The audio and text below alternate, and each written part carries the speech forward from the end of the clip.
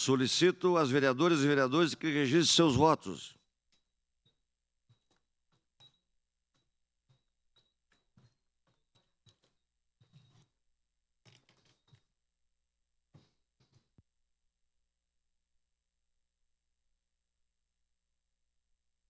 Nobre presidente, voto sim. O vereador Valim vota sim. Vereador Rafael Bueno, como vota? Vota sim. Vereador Renato, como vota? Voto sim, presidente. Vota sim, vereador Renato.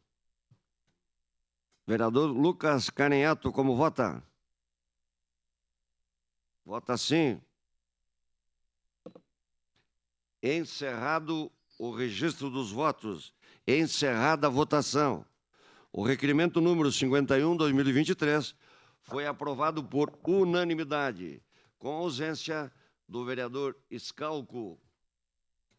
Em representação, vereador Zé D'Ambrosio, vereador Adriano Bressão, vereadora Marisol Santos, vereador Bortola e vereadora Rose Frigeri.